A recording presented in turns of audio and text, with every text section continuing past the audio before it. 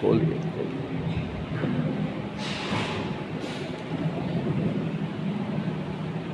إن الحمد لله نحمده ونستعينه ونستغفره ونعوذ بالله من شرور أنفسنا ومن سيئات أعمالنا. من يهده الله فلا مضل له ومن يضلل فلا هادي له. وأشهد أن لا إله إلا الله وحده لا شريك له. وأشهد أن محمدًا عبده ورسوله. أما بعد فإن خير الحديث كتاب الله وخير الهدي هدي محمد صلى الله عليه وسلم وشر الأمور محدثاتها وكل محدثة بدعة وكل بدعة ضلالة وكل ضلالة في النار. أعوذ بالله السميع العليم من الشيطان الرجيم من همزه ونفخه ونفثه. يا أيها الذين آمنوا اتقوا الله حق تقاته ولا تموتن إلا وأنتم مسلمون. يا أيها الناس اتقوا ربكم الذي خلقكم من نفس واحدة وخلق منها زوجها وبث منهما رجالا كثيرا ونساء. واتقوا الله الذي تساءلون به والأرحام إن الله كان عليكم رقيبا. يا أيها الذين آمنوا اتقوا الله وقولوا قولا سديدا يصلح لكم أعمالكم ويغفر لكم ذنوبكم ومن يطع الله ورسوله فقد فاز فوزا عظيما. اللهم صل على محمد وعلى آل محمد كما صليت على إبراهيم وعلى آل إبراهيم إنك حميد مجيد. اللهم بارك على محمد وعلى آل محمد كما باركت على إبراهيم وعلى آل إبراهيم إنك حميد مجيد. فأعرض عمن تولى عن ذكرنا ولم يرد إلا الحياة الدنيا. ذلك مبلغهم من العلم. إن ربك هو أعلم بمن ضل عن سبيله وهو أعلم بمن اهتدى.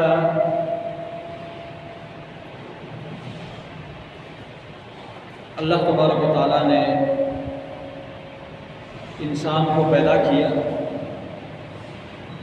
پیدا کرنے کے بعد اس دنیا میں رہنے کا طریقہ اور سلیقہ اللہ نے سکھایا، اور جو اس کی ضرورت کی چیزیں تھیں وہ اللہ نے مہیا کر دی. اس دنیا میں رہتے ہوئے انسان کی زندگی کا مقصد صرف رب العالمین کی عبادت ہے، اور اس عبادت کے لیے زندہ رہنا، اس عبادت کے لیے اس دنیا میں اپنی زندگی کے دن گزارنا، اس کے لیے اللہ تعالیٰ نے اس کو دنیا کی مختلف چیزوں سے فائدہ اٹھانے کی اجازت دی ہے. اور یہ اجازت صرف انہی چیزوں میں ہے جو اللہ نے اپنے بندوں کے لیے حلال کر دی ہے، کیونکہ رب العالمین ہی خالق ہے، وہ مالک ہے. وہ جانتا ہے کہ کون سی چیز میرے بندے کے لیے کھانا مناسب ہے، استعمال کرنا مناسب ہے، اور کون سی چیز اس کے لیے نقصان دہ ہے. تو اس نے اپنے علم کے مطابق اور اپنے حکمت کے تقاضے کے مطابق کچھ چیزیں حلال کر دی ہے، کچھ چیزوں کا حرام کر دیا ہے. حلال چیزوں سے فائدہ اٹھانا اس کے اللہ نے اجازت دی ہے، لیکن ان دنیا کی حلال چیزوں کو استعمال کرنا، ان کا حصول، ان کو اپنی زندگی کا مقصد سمجھ لینا، یہ انسان کی بھول اور غلطی ہے۔ اگرچہ فطرتاً انسان کے اندر مال کی محبت، ظاہری زیب اور زینت کی محبت، یہ انسان کے مزاج کے اندر شامل ہے۔ زُيِّنَ لِلنَّاسِ حُبُّ الشَّهَوَاتِ مِنَ النِّسَاءِ وَالْبَنِينَ وَالْقَنَاطِيرِ الْمُقَنطَرَةِ مِنَ الذَّهَبِ وَالْفِضَّةِ وَالْخَيْلِ الْمُسَوَّمَةِ وَالْأَنْعَامِ وَالْحَرْثِ۔ اللہ تعالیٰ فرماتے ہیں کہ لوگوں کو مزین دکھایا گیا ہے، خوبصورت دکھایا گیا ہے۔ حب الشہوات، خواہشات کی محبت، چاہتوں کی محبت، من النساء، عورتوں میں سے، والبنین، بیٹوں میں سے، والذهب والفضہ، سونا اور چاندی میں سے، والقناطیر المقنطرہ، جمع کیے ہوئے خزانوں میں سے۔ یہ ساری چیزیں انسان کے ہاں پسندیدہ ہیں، محبوب ہیں، خوبصورت ہیں، لیکن اللہ نے فرمایا ذالک متاع الحیات الدنیا، یہ سارا کا سارا دنیا کا سامان ہے، دنیا کی زندگی کا ساز و سامان ہے۔ اس کے مقابل میں قل اعنبئکم بخیر من ذالکم، ان تمام چیزوں سے بہتر چیز میں تمہیں نہ بتاؤں؟ للذین اتقوا عند ربہم، تقوادار لوگوں کے لیے اللہ کے ہاں وہ کیا ہے؟ اس کی جنتیں ہیں، جنت کی عظیم الشان نعمتیں ہیں۔ دنیا کی نعمت عارضی ہوتی ہے، دنیا کی نعمتوں کے مزے اور لذتیں عارضی ہوتی ہے، لیکن جو آخرت کی نعمتیں ہیں وہ لازوال ہیں، وہ ہمیشہ کے لیے ہیں، ان پر زوال نہیں آتا۔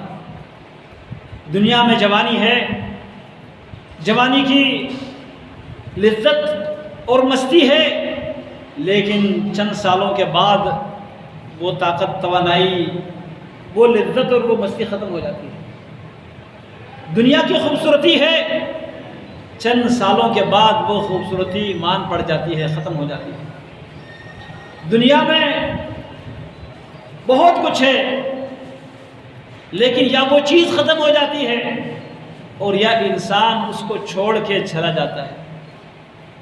اس لیے اس کے ساتھ دل لگانا اور اس کے ساتھ دل سے محبت کرنا، اس کو اپنی زندگی کا مقصد سمجھنا اور اس کے بارے میں یہ گمان کرنا کہ یہ میرے ساتھ ہمیشہ رہے گی، یہ ساری چیزیں، یہ بھول ہے، یہ دھوکہ ہے۔ دنیا کے مال و متاع کو جمع کرنا حلال ذرائع سے، حلال طریقوں سے شریعت نے اس کی اجازت دی ہے۔ نعم المال الصالح للرجل الصالح، نیک آدمی کے لیے اچھا اور حلال مال اچھی چیز ہے، بہترین چیز ہے، جس سے وہ اللہ کو راضی کر لے گا، وہ جنت کما لے گا، وہ اپنے درجات جنت میں بڑھا دے گا، اللہ کے راستے میں خرچ کر کے وہ اس کے بدلے میں جنت خرید لے گا۔ لیکن اس مال کا غلام بنا رہنا، دنیا میں ہر چیز کے لیے حد بندی ہے، اس کے لیے ایک معیار اور مقدار ہے، باؤنڈری ہے۔ دنیا میں اپنی بیوی کے ساتھ محبت کرنا کوئی عیب کی بات تو نہیں ہے، بری بات نہیں ہے، مطلوب ہے یہ۔ اسی محبت سے ان کا آپس میں وقت اچھا گزرتا ہے، سکون کے ساتھ گزرتا ہے۔ لیکن اس محبت میں غلو کرنا کہ بیوی سے اتنی محبت ہو کہ اس محبت کی وجہ سے ماں باپ کو نظر انداز کیا جائے، ماں باپ کے ساتھ برا سلوک کیا جائے، ماں باپ کے حقوق کو ہڑپ کر لیا جائے اور وہ حقوق بیوی کو دے دیے جائے، تو اس شخص کو لوگ کیا کہتے ہیں؟ معاشرے میں کہتے ہیں یہ بیوی کا غلام ہے، یہ بیوی کا مرید ہے۔ کیوں؟ بیوی کی کوئی فرمائش ماننا، اس کی ڈیمانڈ کو پورا کرنا جو جائز ہو، یہ کوئی بری بات تو نہیں ہے۔ اس سے اپنے محبت کا اظہار کرنا یہ کوئی غلط بات تو نہیں ہے، مطلوب ہے شریعت میں، یہ اس کا حق ہے۔ لیکن اس میں اگر ہم حد سے بڑھیں گے، ماں باپ کو نظر انداز کر دیں گے، ماں باپ کے حقوق کو، رشتہ داروں کے حقوق کو ہم نظر انداز کریں گے، تو یہ شخص بیوی کا غلام کہلاتا ہے۔ اسی طرح پیارے نبی صلی اللہ علیہ وسلم کا فرمان ہے، صحیح بخاری کی حدیث ہے، حدیث کی دیگر کتابوں میں بھی موجود ہے، آپ نے مال کے حوالے سے فرمایا تعس عبد الدینار وتعس عبد الدرہم وتعس عبد الحمیسہ وعبد القطیفہ۔ دینار اور درہم کا بندہ، دینار اور درہم کا بندہ تباہ ہو جائے، برباد ہو جائے، کپڑے اور کمبل کا بندہ، چادر اور کمبل کا بندہ تباہ اور برباد ہو جائے، بد دعا دی ہے نبی صلی اللہ علیہ وسلم۔ اب یہاں سوچنے کی بات یہ ہے کہ عبادت صرف اللہ کا حق ہے، اسی مقصد کے لیے اللہ نے بندے کو پیدا کیا ہے، اور اگر انسان اپنے رب کو چھوڑ کر کسی اور کی عبادت کرے یہ مشرک کہلاتا ہے، اور یہ اتنا بڑا جرم ہے۔ انہ من یشرک باللہ فقد حرم اللہ علیہ الجنہ، اللہ نے اس پر جنت کو حرام کر دیا ہے۔ اللہ کی عبادت کے بجائے کسی اور کی عبادت کرنا، اور دنیا کے مختلف اقوام میں غیر اللہ کی عبادت رائج ہے۔ کوئی آگ کے سامنے پرستش کرتے ہیں، آگ کی عبادت کرتے ہیں، جیسے مجوس ہیں، چاند، سورج اور تاروں کی عبادت کرتے ہیں، ان کو کہتے ہیں آتش پرست، سورج پرست، کواکب پرست۔ یہ دنیا میں گزرے ہیں لوگ اور موجود ہیں ابھی بھی۔ اسی طرح بت پرست، اوثان اور اصنام کی، بتوں کی عبادت کرنے والے، مورتیوں کی پوجا کرنے والے، یہ لوگ دنیا میں گزرے ہیں اور موجود بھی ہیں۔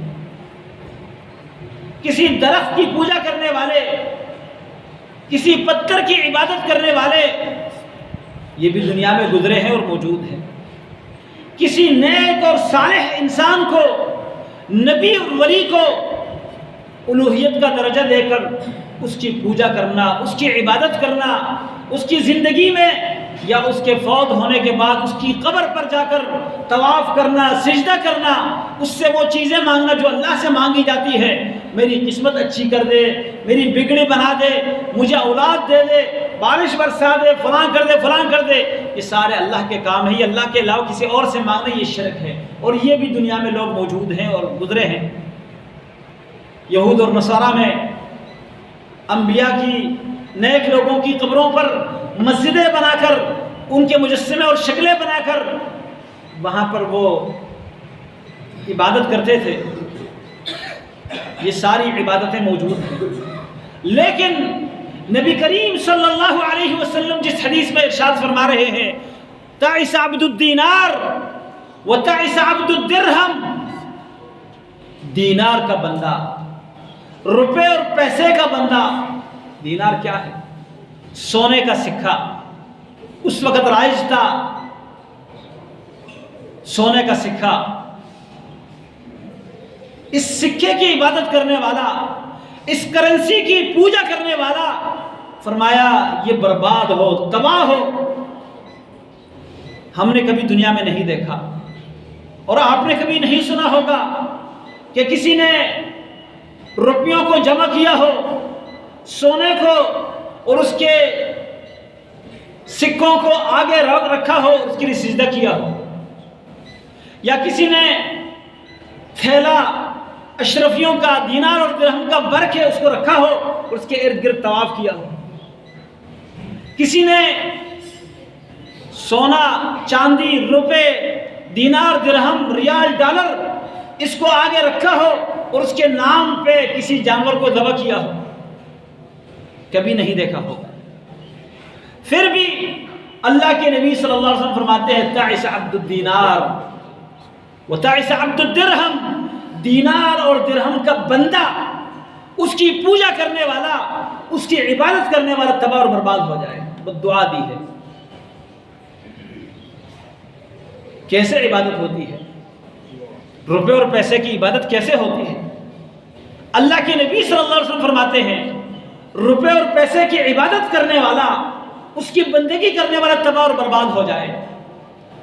اور آگے فرمایا تعس عبد الخمیلۃ وعبد القطیفۃ، جو کمبل اور چادر کا غلام ہے، کپڑے اور چادر کا غلام، وہ برباد ہو جائے، تباہ ہو جائے۔ کپڑے کی عبادت کون کرتا ہے؟ آپ نے کبھی دیکھا ہے؟ نہیں۔ لیکن عبادت سے کیا مراد ہے اس حدیث میں؟ میرے محترم بھائیوں، اس وقت اگر ہم اپنے معاشرے میں اپنے رویے پر غور کریں تو ہم میں سے اکثر اس عبادت کرنے والے، اس پوجا کرنے والے بن چکے ہیں۔ بت کے سامنے نہیں جھکتے، کسی مورتی کی عبادت نہیں کرتے، کسی قبر والے یا کسی زندہ انسان اور نیک انسان کی پوجا نہیں کرتے، لیکن روپے اور پیسے کی عبادت اور پوجا کرتے ہیں۔ وہ کیسے؟ دنیا کے ساز اور سامان، چادر اور کپڑا، اس سے مراد دنیا کا ساز اور سامان ہے، دنیا کے مفادات ہیں، اس کی پوجا کرتے ہیں۔ وہ کیسے کرتے ہیں؟ اس سے کیا مراد ہے؟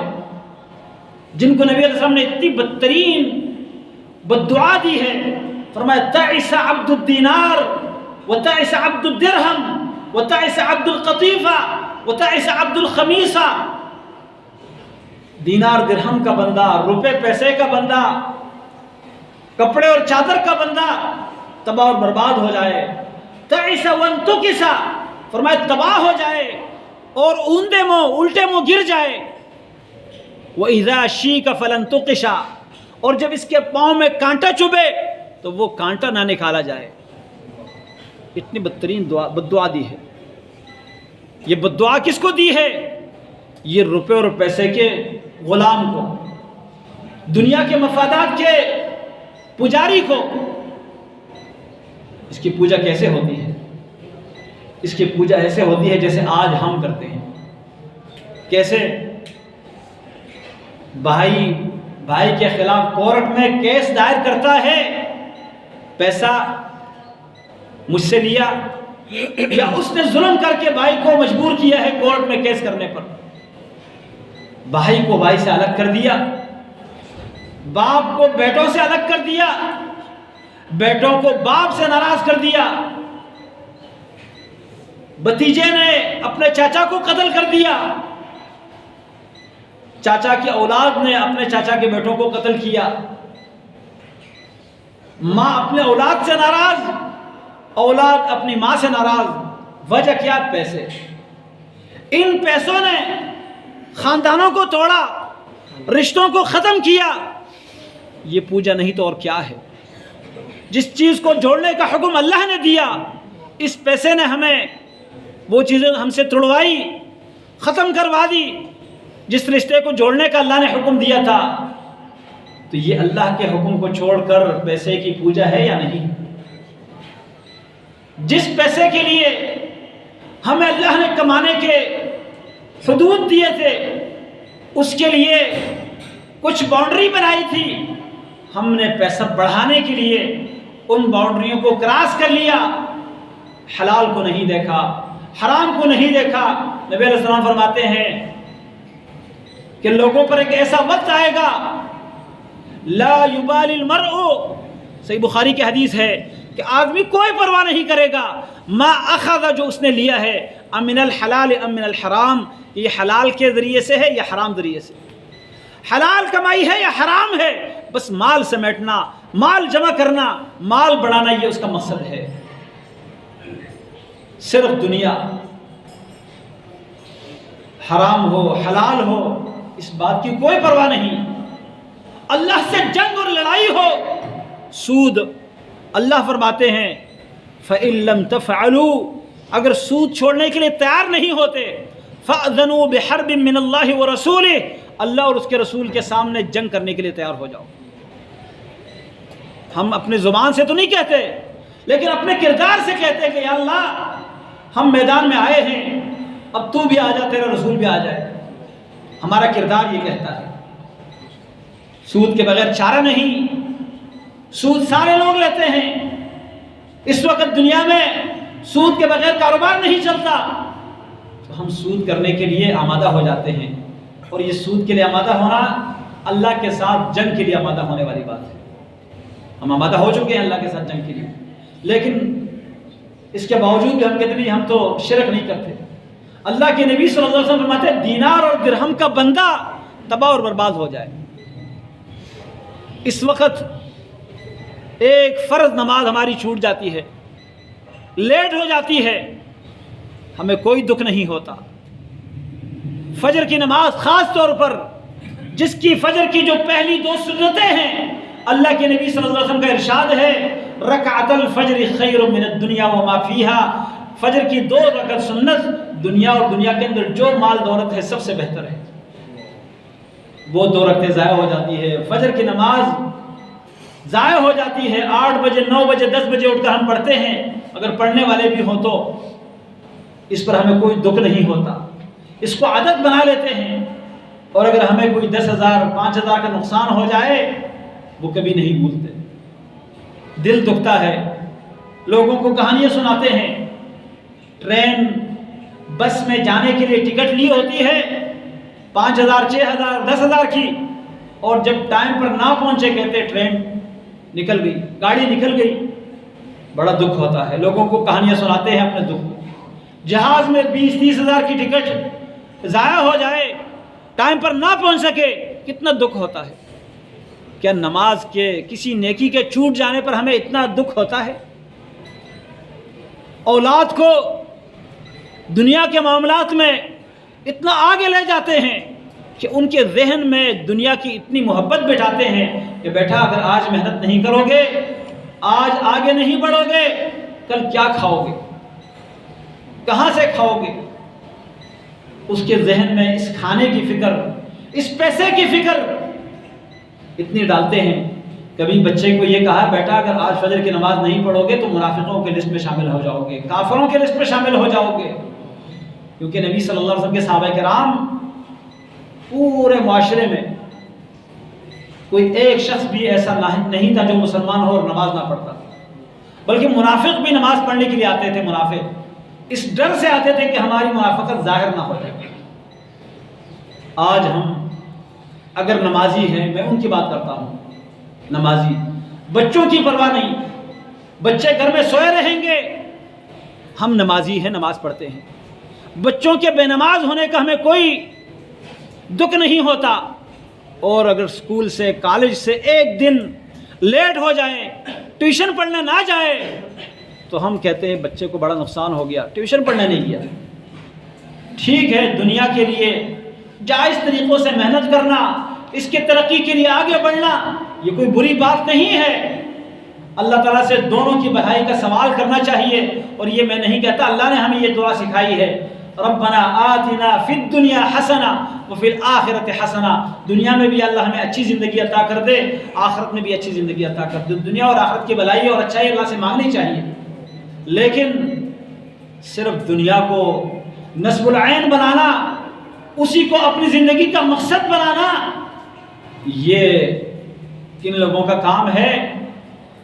اللہ تبارک و تعالیٰ اپنے نبی کو مخاطب کر کے ارشاد فرماتے ہیں فَأَعْرِضْ عَمَّنْ تَوَلَّى عَنْ ذِكْرِنَا، ان لوگوں سے منہ پھیر دے، ان سے اعراض کر لیجئے، ان سے کوئی تعلق نہ رکھے۔ فَأَعْرِضْ، اعراض کر لے، منہ پھیر لے ان لوگوں سے، عَمَّنْ تَوَلَّى عَنْ ذِكْرِنَا، جو ہماری یاد سے، ہمارے دین سے، ہماری کتاب ذکر سے، قرآن کریم سے منہ موڑتے ہیں، ان سے منہ موڑ لے۔ وَلَمْ يُرِدْ إِلَّا الْحَيَاةَ الدُّنْيَا، اور اس کا سارا مقصد صرف دنیا کی زندگی ہے، دنیا کے سوا اس کا کوئی مقصد ہی نہیں ہے، دنیا کی زندگی کے لیے دوڑ بھاگ کرتا ہے۔ ذالک مبلغہم من العلم، ان کے علم کی انتہا یہی ہے، یعنی جتنی بھی وہ معلومات رکھتا ہے، تعلیم حاصل کرتا ہے، علم حاصل کرتا ہے، مقصد یہ ہے کہ دنیا کیسے بہتر ہو۔ مجھ سے کچھ دن پہلے ایک جگہ میرا بیان تھا گلشن حدید کی طرف، تو ایک بندے نے مجھ سے سوال کیا کہ یہ کیا وجہ ہے کہ تعلیم بڑھ رہی ہے، لوگ تعلیم کے میدان میں آگے آ رہے ہیں، اور اس کے باوجود دھوکہ، جھوٹ اور خیانت، چوری، ڈکیتی، ظلم یہ ختم نہیں ہو رہا۔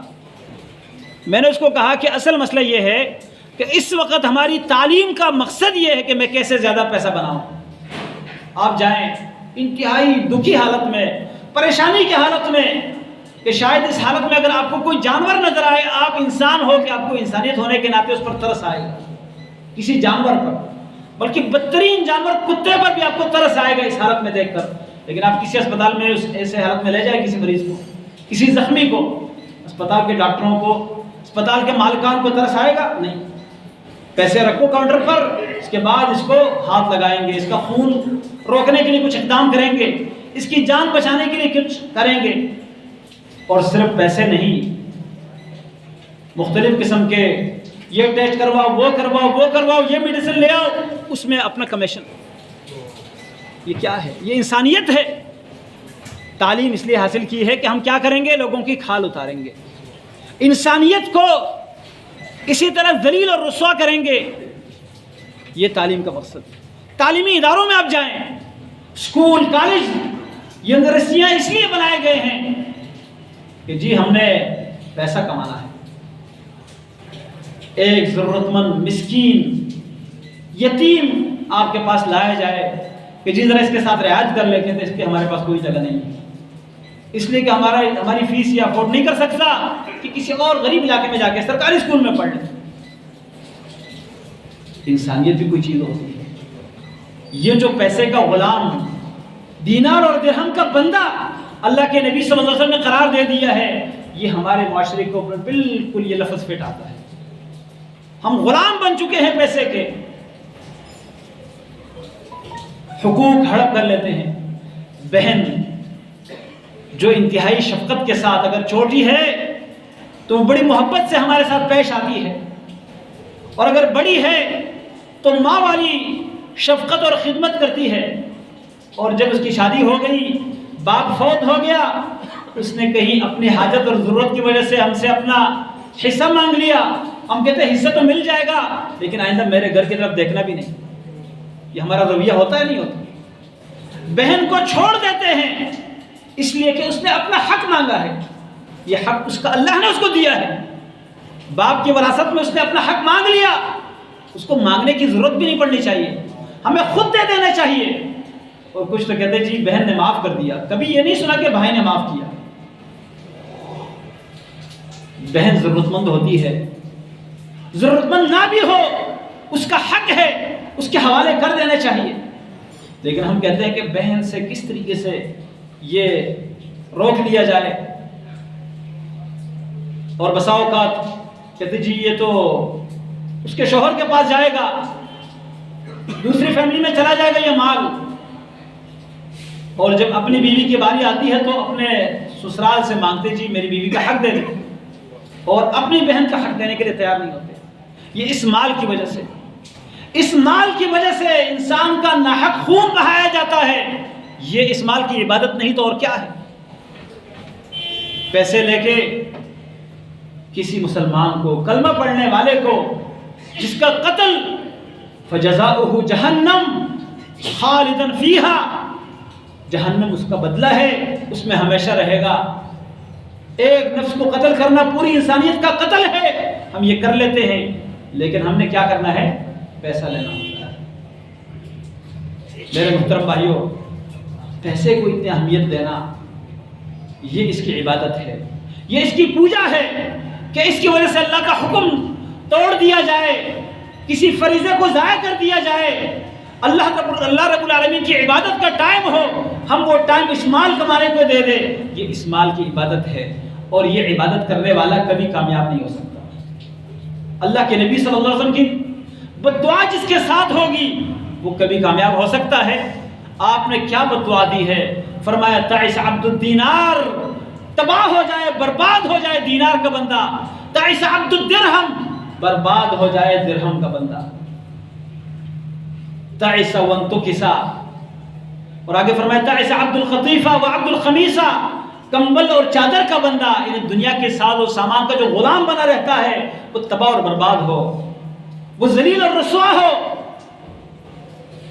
وہ الٹا منہ گر جائے، اور فرمایا ایسا گر جائے کہ گرتے وقت اس کا کانٹا چپ جائے جسم میں، وہ کانٹا نکالنے والا بھی اس کو کوئی نہ ملے، اس کے جسم سے کانٹا نکالنے والا بھی کوئی نہ ملے، اس کو سہارا دینے والا کوئی نہ ملے، اتنی بڑی بد دعا دی ہے۔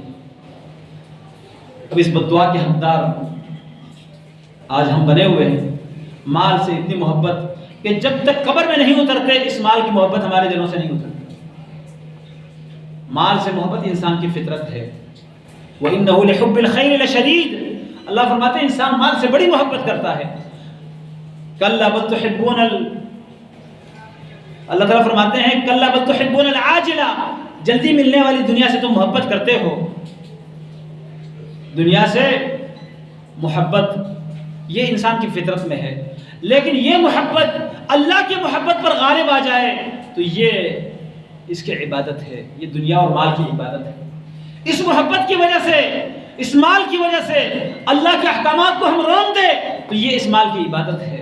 اس مال کی وجہ سے ہم رشتے ناطے توڑ دے، ہم انسانیت کو ذلیل کر دے، انسان کو انسان نہ سمجھے تو یہ اس مال کی عبادت ہے۔ آج ہمارے معاشرے میں اس مال کی اتنی زیادہ اہمیت ہے کہ باپ کی وہ محبت، وہ اہمیت نہیں ہے، بھائی کی وہ اہمیت نہیں ہے، انسان کی وہ اہمیت نہیں ہے، اللہ کے حکم کی وہ اہمیت نہیں ہے، اللہ کے رسول صلی اللہ علیہ وسلم کے حکم کی وہ اہمیت نہیں ہے جتنی اہمیت مال اور دولت کی ہے۔ یہی اس کی عبادت ہے، اور جو اس طرح عبادت کا جو غلام بن جاتا ہے، مبتلا ہو جاتا ہے اس عبادت میں، پھر وہ کبھی بھی کامیاب نہیں ہو سکتا، وہ رسوا ہو کر رہتا ہے، ذلیل ہو کر رہتا ہے۔ اللہ تعالیٰ اس ذلت سے ہمیں نجات عطا فرمائے، مال حلال اللہ تعالیٰ ہمیں عطا فرمائے، حرام سے ہمیں محفوظ رکھے، اور وہ مال ہمیں دے جو ہمیں اللہ تعالیٰ کی عبادت سے دور نہ کر دے، جو ہمارے لیے فتنہ نہ بنے۔ اللہ تعالیٰ مال جو فتنہ بنتا ہے، جو انسان کی گمراہی کا سبب بنتا ہے، رب سے دور کرنے والا جو سبب بنتا ہے، اللہ تعالیٰ اس مال سے ہمیں محفوظ رکھے، اس مال سے ہمیں بچائے۔ اقول قولی ھذا واستغفر اللہ لی ولکم ولسائر المسلمین۔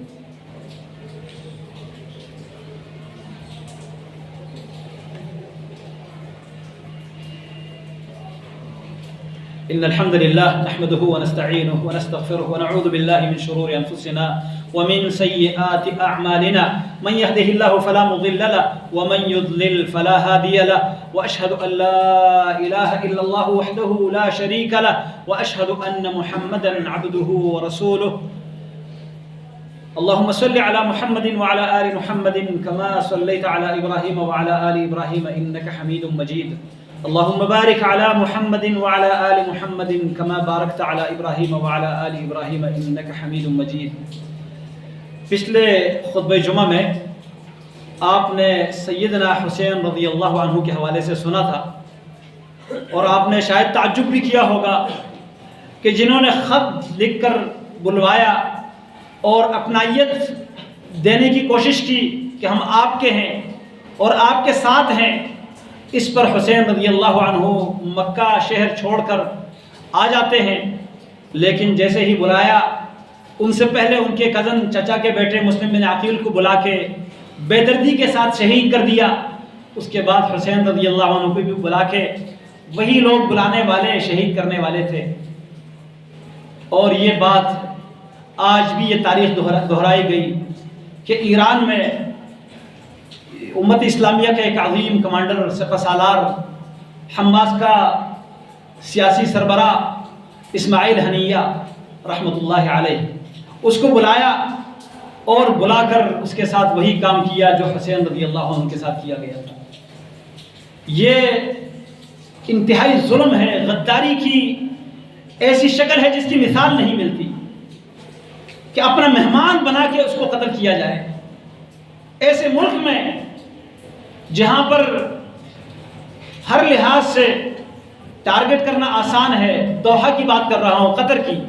قطر امریکی کالونی سمجھ لے دوحہ.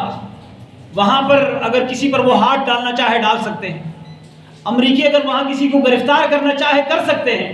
اور اسرائیل امریکہ کے عزائم اور مقاصد ایک ہیں، حماس کے خلاف اور اس کے خاتمے کے لیے دونوں، بلکہ ہر جہادی تحریک کو ختم کرنے کے لیے سارے کافر ایک ہیں.